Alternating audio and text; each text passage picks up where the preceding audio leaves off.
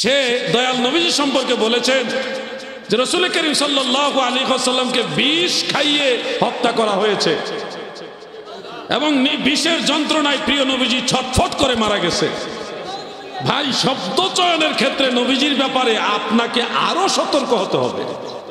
ঘটনাটা এরকম না যেইভাবে আপনি বলছেন, ঘটনাটা এইভাবে না। এই শব্দে নবীজির বেলায় এইভাবে কথাগুলি বলা যাবে না। খাইবরের যুদ্ধের সময় নবীজি সাল্লাল্লাহু আলাইহি ওয়াসাল্লামের খাদ্যের মধ্যে বিষ দেওয়া হয়েছিল। সেখানে নবীজি বিষের যুক্ত খাবারও খেয়েছেন, কিন্তু নবীজির ইন্তেকাল হয়নি, শাহাদাত বরণ করেননি, বিষ হজম হয়ে গেছে।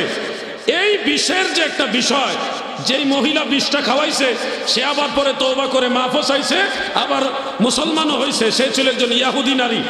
সে নবীজিকে পরীক্ষা করার জন্য বিষ খাওয়াইছিল যে আল্লাহর নবী হইলে বিষে কিছু করবে না, আর বিষ খাওয়ার পরে যদি মইরা যায় তাহলে উনি সঠিক নবী না। কি কঠিন পরীক্ষা চিন্তা করেছেন। রাহমাতুল লিল আলামিন সে বিষ খেয়েছিলেন তো, এবং বিষ খাওয়ার পরে ওর আশেপাশে কয়েকজন সাহাবী শাহাদাত বরণ করেছেন এই বিষের কারণে, কিন্তু নবীজির কিছু হয় নাই। ইহুদি বলল, আপনি কি তাহলে এটা খেয়েছেন, খাওয়ার পরে কিছু হয়নি? নবীজির এই অবস্থা দেখে সে বিশ্বাস করলো, হ্যাঁ আমি বিশ্বাস করলাম আপনি সত্যি আল্লাহর নবী। সে মুসলমান হইল, একজন ইহুদি মুসলমান হইল, নবীজির কিছুই হইল না। এই ঘটনার পরে ওই যে রাসূল আকরাম সাল্লাল্লাহু আলাইহি সাল্লাম সবসময় আল্লাহর কাছে দোয়া করতেন, আল্লাহ আমাকে শাহাদাতের ইন্তেকাল দিয়েন, শাহাদাতের যে পর্দা এটা আমাকে দিবেন। নবীজির দোয়াটা তো আল্লাহ ফেরত দিবে না, আল্লাহর হাবিবের দোয়াটাও যেন ফেরত না আসে।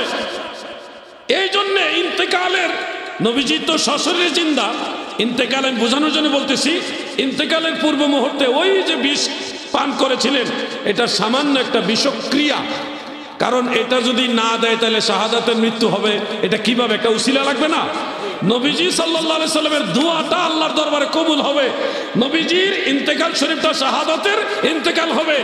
এই দোয়াটা বাস্তবায়ন করার জন্য সামান্য বিষের যন্ত্রণা আল্লাহ তাআলা জাগ্রত করে দিলেন। এরপরে নবীজি একদিকে নবী হিসেবে তো সশরীরে জিন্দা, আর একদিকে নবীজির শাহাদাতের ইন্তেকাল হয়েছে, এটাও সশরীরে জিন্দা। সুবহানাল্লাহ বলেন। আম্মা জান আয়েশা রাদিয়াল্লাহু তাআলা আনহা, হযরত আব্দুল্লাহ ইবনে মাসউদ রাদিয়াল্লাহু আনহু, ওনারা দুইজন এই আমি যেই কথাগুলি বললাম এই কথাগুলি বলেছেন। অতএব আপনার দেখেন, আমিও বলছি নবীজি বিষ পান করেছেন, নবীজির ইন্তেকালের সময় বিষক্রিয়া আল্লাহ তাআলা জাগ্রত করে দিয়েছেন যেন শাহাদাতের ইন্তেকালটা নবীজির দোয়া কবুলের উসিলা হিসেবে হয়ে যায়। এই আমার শব্দ চয়নটাও খেয়াল করেন, এটা আমার না, এটা আহলে সুন্নাত ওয়াল জামাতের শব্দ চয়ন। আবার আমার ওই ভাইয়ের কথাগুলি খেয়াল করেন, নবীজিকে বিষ খাইয়ে হত্যা করা হয়েছে, বিষের যন্ত্রণায় নবীজি ছটফট করেছে, এরপরে ইন্তেকাল হয়েছে, মারা গেছে। এই কথাগুলি নবীর ব্যাপারে যায়? যে কোনো শব্দ আপনি চাইলে নবীর ব্যাপারে ব্যবহার করতে পারবেন না। কেন আমরা এগুলি বলি? আমরা বললে অনেকে মনে করেন কারো জনপ্রিয়তার কারণে হয়তো আমরা তার বিরোধিতা করতেছি। না, আপনি আল্লাহর হাবিবের সম্মানের পক্ষে কথা বলেন, আমরা আপনাকে বুকে জড়ায় ধরবো, আপনার